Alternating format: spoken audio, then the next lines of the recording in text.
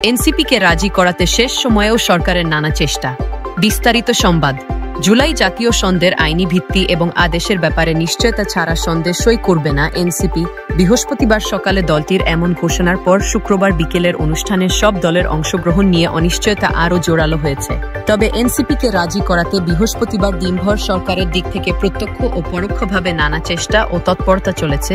সর্বশেষ রাতেও এনসিপির শীর্ষস্থানীয় নেতাদের সঙ্গে সরকারের একাধিক উপদেষ্টার আলোচনা হয়েছে বলে সংশ্লিষ্ট সূত্র থেকে জানা গেছে।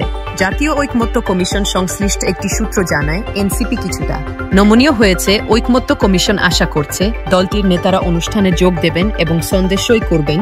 তবে এ বিষয়ে রাতে এই প্রতিবেদন লেখা পর্যন্ত এনসিপির দিক থেকে নিশ্চিত কোনো তথ্য পাওয়া যায়নি। ৮ মাস ধরে রাজনৈতিক দলগুলোর সঙ্গে আলোচনার পর প্রস্তুত করা জুলাই সনদে সই করার জন্য শুক্রবার ১৭ অক্টোবর দিন ধার্য করে জাতীয় ঐকমত্য কমিশন। এর ২ দিন আগে মঙ্গলবার রাতে হঠাৎ নাটকীয় পরিস্থিতি তৈরি হয়। ওই রাতে জাতীয় ঐকমত্য কমিশনের সঙ্গে অনানুষ্ঠানিক আলোচনা করেন এনসিপির শীর্ষ নেতা।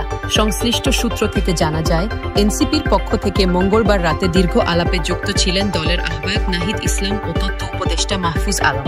মাহফুজ আনুষ্ঠানিকভাবে দলের কেউ না হলেও তিনি এনসিপির বিষয়ে প্রভাব রাখেন। এনসিপির নেতাদের কাছে তার গুরুত্ব আছে। তারা দলটির পক্ষ থেকে জানান, সংবিধান আদেশ জারির মাধ্যমে সংস্কার প্রক্রিয়া না এগোলে এনসিপি সনদে সই করবে না। তারা সংস্কার, বিশেষ করে সংবিধান সংস্কার প্রশ্নে নতুন করে আলোচনা শুরু করার পক্ষেও মত দেন। তারা চান সংবিধান স্থগিত করে বিশেষ আদেশ প্রভিশনাল কনস্টিটিউশনাল অর্ডার জারি করা হোক এবং সেটা প্রধান উপদেষ্টাকে জারি করতে হবে।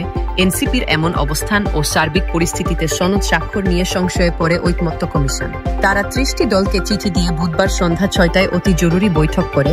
সন্ধ্যার ওই বৈঠকের আগে প্রধান উপদেষ্টা অধ্যাপক মোহাম্মদ ইউনুস এনসিপির আহ্বায়ক নাহিদ ইসলামের সঙ্গে বৈঠক করেন বলে জানা গেছে।